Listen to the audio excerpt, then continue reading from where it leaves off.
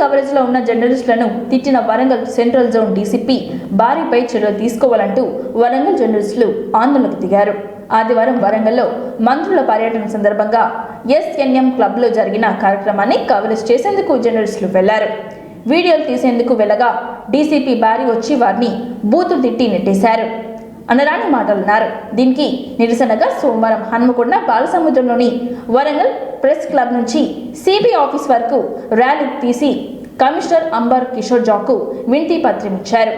డీసీపీపై చర్యలు తీసుకోవడంతో పాటు జర్నలిస్టులను దూషించినందుకు సారీ చెప్పాలని డిమాండ్ చేశారు. సిపి నుంచి సరైన స్పందన రాకపోవడంతో అక్కడి నుంచి నేరుగా ఇంతజార్ గంజ్ పిఎస్తో డీసీపీ భారీపై ఫిర్యాదు చేశారు. డీసీపీపై చర్యలు తీసుకునేంత వరకు ఆందోళన కొనసాగిస్తామని స్పష్టం చేశారు.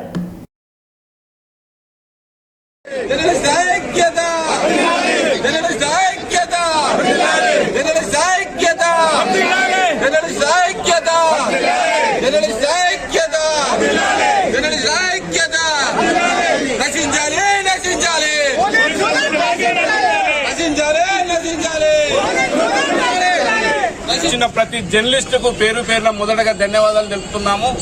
ఇక్కడ మన నిరసన కార్యక్రమం అయిపోయిన తర్వాత మనమంతా కూడా మన వాహనాలు ద్విచక్ర వాహనాలపైన ర్యాలీగా కమిషనర్కి వెళ్తాము. అక్కడ సిపిని కలిసి మనం ఒక వినతి పత్రం రెడీ చేసినాము. ఆ వినతి పత్రాన్ని ఇచ్చిన తర్వాత సిపి గారు చెప్పే సమాధానం సంతృప్తి చెందితేనే ఈ యొక్క నిరసన కార్యక్రమం అనేది మనం బంద్ పెట్టడం జరుగుతుంది. ఒకవేళ సిపి గారి సమాధానం మనకు సంతృప్తి చెందకుంటే ఈ యొక్క కార్యక్రమం అనేది వాళ్ళు దిగొచ్చే వరకు కూడా కొనసాగిస్తామని మీకు తెలియజేయడం జరుగుతుంది. ముఖ్యంగా జర్నలిస్టుల పైన దాడులు, ఈ జర్నలిస్టుల పైన నెట్టివేయడాలు, జర్నలిస్టుల పైన అకారణంగా దూషించడం అనేది ఇటీవల ఎక్కువ జరుగుతున్నది. మొన్న ఏదైతే శివరాత్రి రోజున ఈవెన్ అక్కడ 1000 స్తంభాల దేవాలయంలో కూడా మన జర్నలిస్టులకు చేతుల కెమెరాలు ఉన్నప్పటికీ వాళ్ళను తోసివేయడం జరిగింది. తర్వాత అంతకుముందు చంద్రశేఖర్ అనే ఆర్ఐ ఈటీవీ కెమెరామెన్ పైన దాడి చేయడం జరిగింది. అప్పటికి వాళ్ళు చర్యలు తీసుకుంటున్నారు. అప్పటి నుంచి ఇప్పటి వరకు ఎలాంటి చర్యలు తీసుకోలేదు. కాబట్టి మనం ఈ నిరసన కార్యక్రమానికి పిలుపునివ్వడం జరిగింది. అందరూ జర్నలిస్టు, వివిధ యూనియన్ల జర్నలిస్టు పెద్దలు, ప్రెస్ క్లబ్ బాధ్యులందరూ ఈ యొక్క ధర్నాలో పాల్గొంటున్నారు. వరంగల్ నుంచి, కాజ్పేట నుంచి అందరూ మిత్రులు కూడా వచ్చింది కాబట్టి ర్యాలీగా వెళ్దాము. అక్కడ కూడా వాళ్ళని మనం పర్మిషన్ మాట్లాడినాము.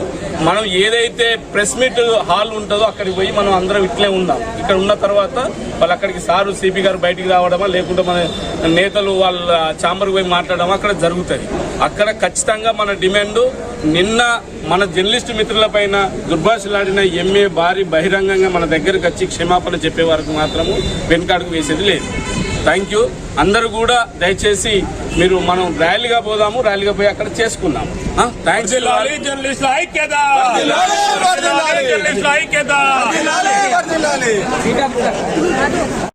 సంఘటన గురించి చెప్పడం జరిగింది. మీ అందరూ రెగ్యులర్గా ఇది విఐపి ప్రోగ్రామ్స్కి, రిలీజియస్ ప్రోగ్రామ్స్కి కవర్ చేస్తున్నారు. ఇది మీ బాధ్యత. అదేవిధంగా విఐపికి సెక్యూరిటీ, వచ్చిన పబ్లిక్కి సెక్యూరిటీ, అది మా బాధ్యత. అదే కోసం మేము అక్కడ ఉంటాము. సో జరిగిన ఇన్సిడెంట్కి నేను ఎంక్వైరీ చేయించి తప్పు ఏం జరిగింది, వాళ్ళకి ఏ విధంగా మనము కరెక్ట్ చేయాలి అది నేను చేస్తాము. కానీ మీ అందరితో నా రిక్వెస్ట్ ఉంది, మేము మీ సీనియర్ వాళ్ళతో కూడా డిస్కస్ చేశాము. ఒక పద్ధతి పరంగా మేము కూడా ఉండాలి, మీరు కూడా ఉండాలి. ఎందుకు, మేము ఇద్దరు పబ్లిక్ మధ్యలో ఉన్నాము. మన మధ్యలో జరిగిన ఘర్షణ పబ్లిక్కి నమ్మకం తగ్గిపోతుంది ఇద్దరు సిస్టమ్ మీద. సో మనము ఈ సిస్టమ్కి స్ట్రెంథన్ చేసుకోవడానికి తప్పకుండా ఒక పద్ధతి పరంగా ఒక కోఆర్డినేషన్తో ఉండాలి. ఈ సంఘటన గురించి డెఫినెట్లీ మేము ఎంక్వైరీ చేస్తాము. ఒకవేళ మాకు ఇబ్బంది అంటే కనిపిస్తే, ఇష్యూ క్లియర్గా కనిపిస్తే డెఫినెట్లీ విల్ టేక్ యాక్షన్. కానీ మా రిక్వెస్ట్ ఉంది, మీరు కూడా అర్థం చేసుకోవాలి. అక్కడ వెళ్ళిన వాళ్ళు అందరు పోలీస్ ఆఫీసర్కి ఒకటే ఉద్దేశం, విఐపి సెక్యూర్ ఉండాలి, రావాల్సిన మనిషికి ఏమి ఇబ్బంది లేకుండా వాళ్ళు వచ్చి రిప్రజెంటేషన్ ఇవ్వాలి. ఈ ప్రాసెస్లో అట్లా జరిగింది. Definitely will enquiry. Thank you. Please silence please brothers.